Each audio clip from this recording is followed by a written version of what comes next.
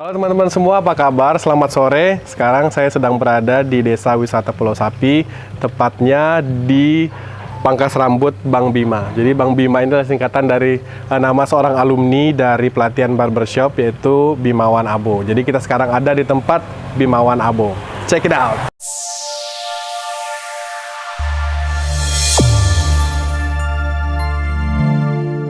Sahabat Pijar, sekarang kita sudah ketemu nih dengan owner dari Pangkas Rambut Bang Bima. Namanya Abo Bimawan atau Bimawan Abo? Bimawan Abo. Bimawan Abo. Ya. Jadi sekarang sudah sibuk ngurus barbershop sendiri ya? Ya. Sudah berapa lama, Bu? Kurang lebih sebulan. Kurang lebih sebulan. Jadi catnya masih baru juga. Baru. Ini semua didesain sendiri atau gimana? Desain Dibantu teman? Desain sendiri. Desain sendiri ya? Ya. Cat sendiri juga? Ya. Oke, jadi ini bangunan baru dibangun atau sudah ada terus dikosongkan atau gimana, Bu? Kosong. Dari kosong ya, dari nol. Dari nol. Berarti bangunan baru? Bangunan atau baru. Bangunan baru ya? Disupport sama keluarga atau sendiri atau gimana, Bu? Pertama sendiri, karena minta bantu sama keluarga. Oke. Beginilah jadinya. Oke, minta bantu sama keluarga, dibantu, Ya. jadilah ruangan yang lumayan besar lah nih ya. Ya. Oke, jadi sudah selama seminggu, gimana nih perkembangan di sini, Bu? Lumayan rame ya. Lumayan rame. Banyak keluarga yang potong atau anak-anak? Anak-anak muda? sekolah, anak-anak muda ini rata-rata. Orang tua, Orang tua juga terima. wanita juga. Oh, wanita juga? Ya. Jadi wanita apa? Potong model box. Buat ini kalau poni kurang, untuk sementara ini belum mau terima karena agak lama, Oke. malas ngantri kan. Iya. Terus tarifnya beda-beda kalau perempuan, Beda-beda. kalau anak sekolah beda-beda. Kalau untuk tarif harga dewasanya 20, kalau anak-anak 15, Kalau perempuan, kalau perempuan 25. itu cuma beda 55 ribu lah ya. Kalau untuk perempuan, karena perempuan agak susah, lama ya? agak lama. Berarti yang paling banyak nih apa klienmu? Anak-anak? Ya, anak-anak, dewasa, kayak merata ya. Merata ya. Oke. Terus ini kan aku lihat di sebelah sini banyak sertifikat nih. Yang paling mencoloknya ada yang warna kuning nuansa merah, lalu ada yang nuansa biru juga. Boleh cerita enggak dari dua sertifikat ini? Sertifikat dari mana, dapatnya di mana? Sertifikat yang kuning didapat dari waktu pelatihan barbershop di Malinau. Oke. Dan yang satunya sertifikat dari Lembaga Pengembangan Ilmu Pengetahuan. Oke, ini ada tanda tangan Pak Bupati juga ya. Berarti ini dua sertifikat didapatkan dari satu kegiatan yang sama. Ya, Pelatihan barbershop yang waktu Pemda adakan ya. Ya, Waktu Pak WMP dilantik langsung bikin pelatihan, ini hasilnya. ya. Oke, jadi hasilnya ada sertifikat, ada keterampilan, inilah hasilnya juga. Oke, Bo, kan sertifikatnya dari Juni nih diterima, Juni tahun lalu. Terus ini baru sebulan, bisa diceritakan nggak setelah pelatihan apa yang dibuat sebelum buka barbershop sendiri atau pangkas rambut sendiri? Sebelum pelatihan. Setelah pelatihan? Nah, yang kulakukan setelah pelatihan, mangkas-mangkas biasa sebelum bangunan ini ada, ya mangkas dipanggil, gitu aja. Oke, berarti sempat pangkas dipanggil, sempat juga kerja di tempat lain, barbershop Ya, juga? barbershop. Oke. Dok Taga. Wih, di Dok Taga pernah langsung pegang gunting rambut Pak Bupati kalau nggak salah ya? Ya. Terus perasaannya gimana kemarin? Ih, aduh, grogi lah kalau untuk cukur Pak Bupati. Keringat dingin. Keringat dingin ya? Cuman berjalan dengan lancar aja. Bagus-bagus aja hasil. Terus Pak Bupati ada komen nggak kemarin? Nggak ada komen. Komennya cuman panggil yang lain untuk dicukur lagi. Oh, jadi setelah Pak Bupati cukur, dia panggil Pengawas-pengawas yang lain, yang petugas penjaga. petugas penjaga ya untuk cukur ya. Jadi waktu itu dapat pasien banyak ya dari Pak Bupati ya? Ya lumayan lah. Oke. Setidaknya setelah ikut pelatihan bisa cukur langsung Pak Bupati lah ya? Siap. Oke. Oke.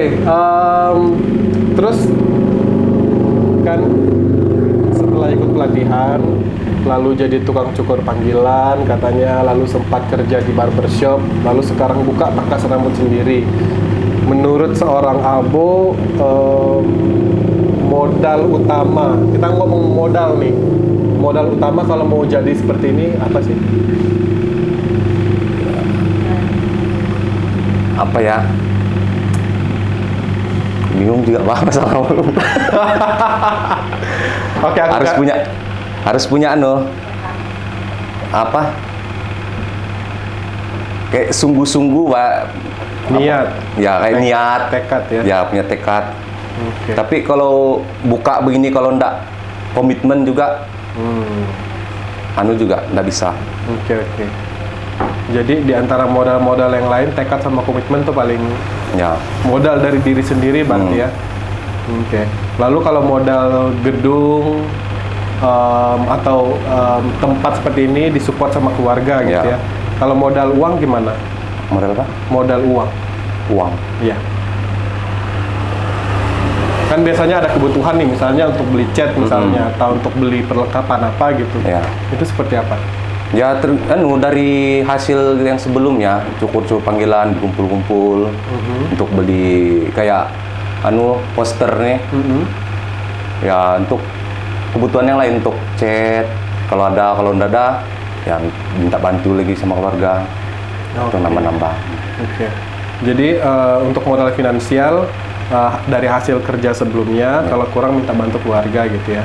Jadi sahabat pijar, kalau kita bicara buka usaha mandiri seperti Abo ini, modalnya banyak. Tadi dari Abo sendiri mengatakan modal dari diri sendiri dulu ya, sahabat pijar. Jadi modal tekad, komitmen itu harus ada.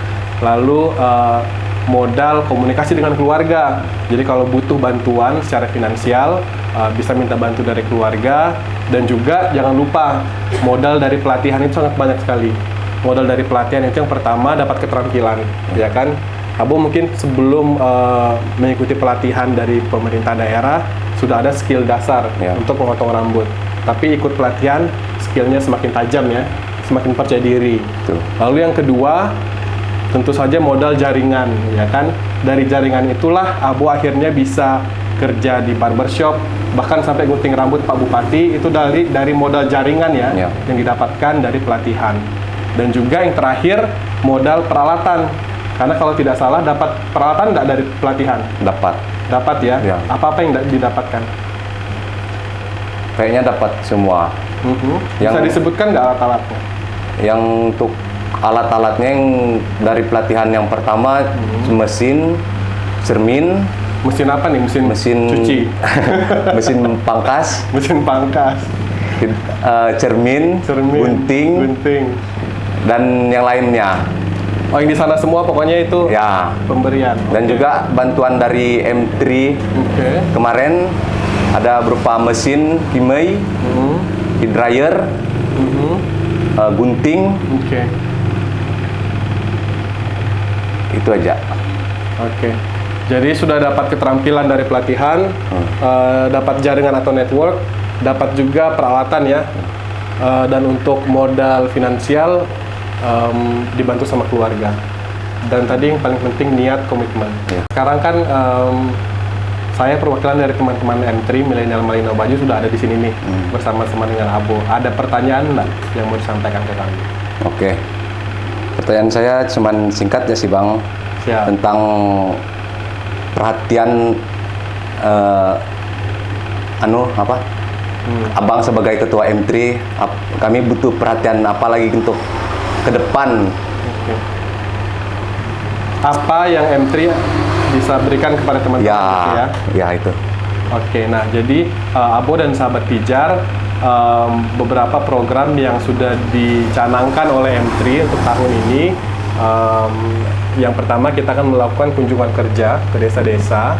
Ini akan kita laksanakan dalam beberapa waktu ke depan. Tujuan dari kunjungan kerja M3 ke beberapa desa ini, yang pertama, untuk memberikan sosialisasi tentu pada generasi muda terkait program-program pemerintah daerah, khususnya yang berkaitan dengan kita milenial. Lalu yang kedua, kami sudah berkomunikasi dengan lembaga perbankan, jadi akan bersama-sama turun ke desa untuk melakukan sosialisasi tentang produk permodalan dari perbankan, tentu dengan skema yang lebih mudah dan yang lebih ramah terhadap pengusaha-pengusaha, perintis-perintis usaha yang baru mulai dari level paling bawah.